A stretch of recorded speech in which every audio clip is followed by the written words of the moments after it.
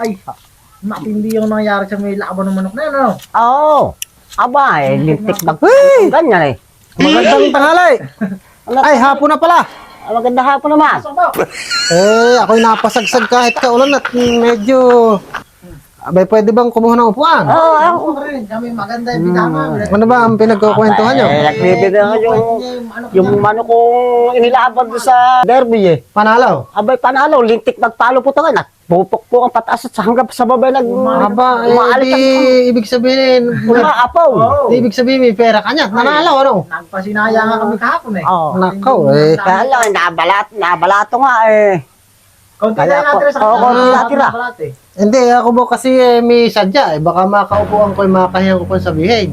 Eh, ano ba yun? Hihiram sana ako ng bigas. Pang isang sahin lang, pang hapunan at... alang ko naubusan kami bigas eh. Hanggang bukas na lang ng magay aming bigas eh. Naku po, paano kaya yun? Magugutom yung aking asawa eh. Hindi bang magutom yun? Kahit pera na lang kaya ba? Hihiram ako sa yung pera, 1,000. At kasi bibiling bigas, ulam, kapit matamis, 1,000 kailangan ko. Baka meron ka rin Pahiramin muna ako. Meron ko rin 500. 500? Oo. Nako, aka na.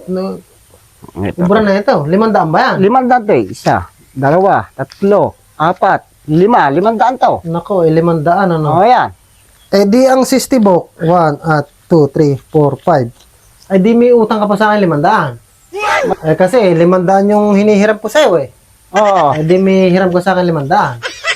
Kaya lang bok, kailangan na mag-uusap tayo ng lalaki sa kalalaki. Ayaw kung pakaangka ang nausapan, baka naman na hindi mo ibibigay kagad. Ano ba yung... Hindi, obligado, kailangan bukas ng magay, babalik ako at kailangan maibigay mo uli 500. Pag hindi mo bok na ibigay yun, at lumipas ang 10 araw, abay, magpapatubo ka ng 500, 50 tubo araw-araw, 10% yun. Magpapatubo? Abay, oo, kasi, di ba, 1,000 hinihiram ko sa'yo. Oo. 500 na ibigay mo, di mihiram ka pang 500. May utang ka na ngayon sa akin 500. May utang ko sa'yo 500. Oo. Kaya pagka hindi mo na ibigay bukas yun, bay, magpapatubo ka ba? Bok. At pag lumipas yung 1 buwan hindi mo pa rin naibigay, may magpe-penalty ka na. Aba. Ganun ang usapan. Sige. Ako yung lalaki kong magpag-usap. Ayaw ko ng pakaangkaang bok eh. Sige, lalakad na ako, ano? At makabiling bigas. Ba't ba po ganun lang nangyari? Ako ang hiniraman. Ako pa nagkautang. Ganun nga ba kung mangyayari? Bakit? Di ba? 1,000 hinihiram ng tao sa'yo. Oo. Ang naibigay mo, 500. Oo. Kaya obligado ibigay mo pa yung 500 kulang mo sa kanya.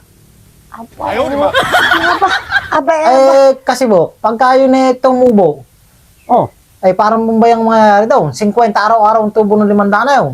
Lalaki ng lalaki yun. Naku po.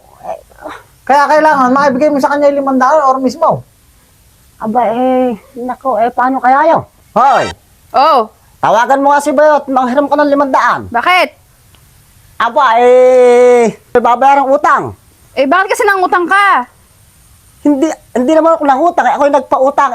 1,000 hiniram, 500 lang na ibigay ko. Mali mo. Talaga babayaran mo yon. Bahala ka manigas, magbabayad sa utang mo na yan. Papahirapan mo pala ako eh.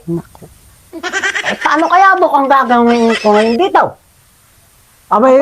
Obligado bok na bayaran mo yun. Kasi bok, pagka hindi mo binayaran yung 500, mapabarangay ka pa raw. Ayoko nang mababarangay na ganaon. Bahala ka.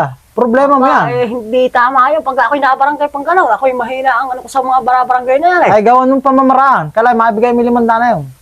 Sige, ako'y papasok na.